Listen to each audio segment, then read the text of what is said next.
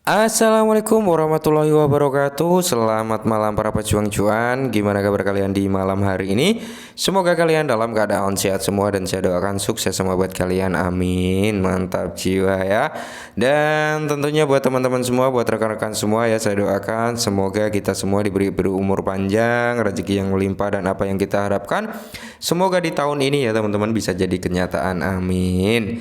Dan tentunya tidak luput kawan-kawan ya, tetap malam-malam hari ini dengan angin sepoi-sepoi ya kan, secangkir kopi menemani malam hari ini untuk menghangatkan isi hati ya. Seperti itu, mantap ya. Dan tentunya kita pantau keadaan market kali ini teman-teman, di mana Bitcoin mengalami penurunan 2,74%. Cuman harganya masih stabil ya di area 30 ribuan teman-teman. Dan kalau kita lihat secara overall keseluruhan teman-teman, mayoritas 90% ya 90% keadaan market cryptocurrency ini didominasi dengan warna merah merona-rona. Dan semoga saja warna merah merona-rona ini dalam waktu dekat akan tergantikan dengan pompaan harga yang meronta-ronta, harapannya seperti itu ya. Jadi ya ada potensi teman-teman, ada potensi di mana Bitcoin ya ini akan melakukan all time high barunya ya. Kalian tahu sendirilah ketika induk daripada cryptocurrency ini mengalami lonjakan harga yang cukup signifikan, maka kalian pasti akan tahu imbasnya terhadap altcoin akan seperti apa ya kan. Biasanya cenderung seperti itu karena biasanya gini pergerakan kalau kalian amati ya. Dikala Bitcoin ini mengalami lonjakan harga yang mungkin cukup signifikan ya kan, itu secara pelan itu altcoin ngikutin teman-teman, meskipun nggak signifikan secara mengikutinya ya, tapi ketika Bitcoin ini mengalami lonjakan harga yang bisa dikatakan setiap minggu atau setiap harinya ini ada kenaikan persentasi harga, itu secara lambat laut ya itu kelihatan teman-teman altcoin ini mengalami kenaikan yang cukup lumayan juga mengikuti pergerakan daripada Bitcoin. Nah, jadi di sini teman-teman ada potensi bom waktu yang memang sudah dipersiapkan ya, mungkin akan menuju klimaksnya untuk bom ya, seperti itu. Langsung kita bahas. Nah, jadi dikutip dari The Crypto Basic teman-teman ya, breaking news di mana Komisi Sekuritas dan Pertukaran Amerika Serikat SEC telah mengakui menerima aplikasi spot Bitcoin. Ini sempat kita bahas tadi pagi ya teman-teman, bahwasanya SEC ini ya ini sudah mengakui gitu ya, mengakui atau menerima gitu teman-teman aplikasi spot Bitcoin ETF oleh manajer aset global terbesar BlackRock. Ini membuat bola bergulir untuk proses peninjauan resmi. Nah, secara tidak langsung teman-teman ya, setelah SEC ini mengakui dan menerima adanya aplikasi spot Bitcoin, maka di sini akan dilakukan peninjauan secara resmi. Ya, ini sudah membuka salah satu gerbang pintu utama untuk menuju persetujuan ya daripada SEC. Ya, secara tidak langsung sih kita sudah bisa ngambil kesimpulan gitu ya, bahwasanya dengan persetujuan ini atau penerimaan ini teman-teman, ini langkah besar untuk potensi diterima gitu teman-teman, potensi ketok palu ya kan, mantap jiwa. Nah, dan di sini informasi berikutnya dikutip dari BSC Daily teman-teman, di mana ada sekitar 27 triliun ya, 27 triliun US dollar akan datang ke Bitcoin dan kripto. Oke, ini perlu kita garis bawahi. Akan datang ke Bitcoin dan kripto. Berarti kalau kripto ini menyangkut overall, ya kan? Nah, bukan hanya ke Bitcoin aja. Ya, dan di sini pun sudah dijelaskan 27 triliun ini teman-teman akan menuju ke Bitcoin dan kripto. Nah, bayangkan saja ketika salah satu aset kita ya, aset kita entah Ethereum, entah Cardano, entah XRP, Solana, Shiba dan sebagainya ya kan. Salah satu aset kita ada yang dibom aja 1 triliun US dollar, 2 triliun US dollar, 3 triliun US dollar. Bayangkan apa yang akan terjadi pada aset yang dibom dengan nilai sebesar itu. Pasti akan ada lonjakan yang cukup signifikan ya.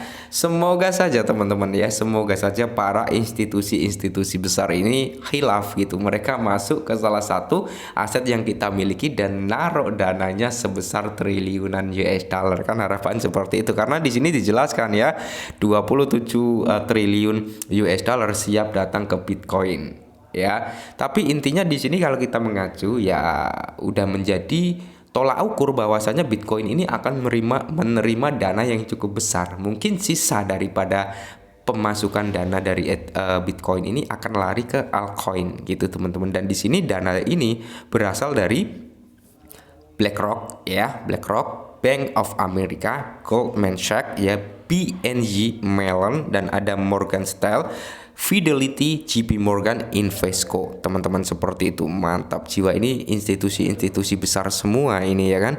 Dan dari MicroStrategy teman-teman, ini aplikasi Bitcoin ETF udah diakui gitu teman-teman. Ini udah menjadi gerbang utama untuk melanjutkan presentasi. Kita tinggal tunggu ketok palu aja teman-teman. Saya kira gini ya, secara gambarannya, simpelnya, ketika SEC ini oke, Bitcoin ETF siap untuk beroperasi, kami setuju gitu ya, ketok palu jedet. Saya kira di sini akan terjadi pompaan harga yang cukup signifikan, terutama terhadap Bitcoin dulu teman-teman ya, terutama terhadap Bitcoin. Setelah Bitcoin ini dirasa cukup mahal oleh para pemain kripto, udah cukup mahal harganya ya, dominasi Bitcoin ini akan turun. Dominasi Bitcoin akan turun karena kita pantau adalah Bitcoin dominance ya, saat ini masih tinggi. Bitcoin dominance ini adalah persentasi dari secara keseluruhan cryptocurrency selain Bitcoin itu sendiri teman-teman ya.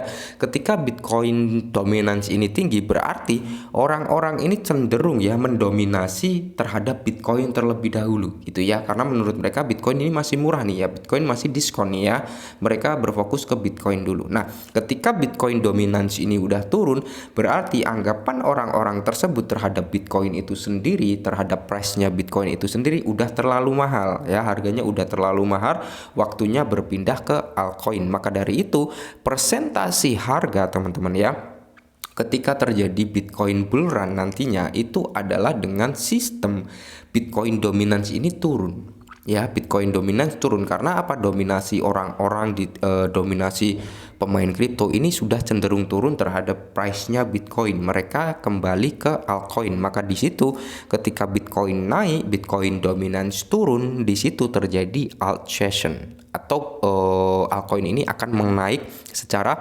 signifikan. Itu kenapa saya sering bilang terhadap teman-teman, kalian jangan pantau untuk pergerakan daripada market cryptocurrency saat ini untuk bisa naik tinggi, tapi kalian lihat persentase Bitcoin dominance-nya teman-teman ya, masih terlalu tinggi. Maka dari itu Bitcoin dominance ini adalah sebagai roadblock ya, bisa dikatakan sebagai roadblock atau penghalang altcoin ini untuk naik. Ibarat kata di suatu ruangan ada tembok besar ya, tembok besar tersebut, ketika tembok tersebut belum runtuh maka harga nggak akan bisa naik. Nah, ketika tembok besar itu runtuh, maka jalan untuk ada naik itu terbuka lebar. Itulah yang dimaksud gambaran simpelnya terhadap Bitcoin dominance. Nah, ketika 27 triliun ini masuk ke kripto teman-teman, maka di sini akan terjadi lonjakan harga yang cukup signifikan. Harapan dari kita semua seperti itu ya.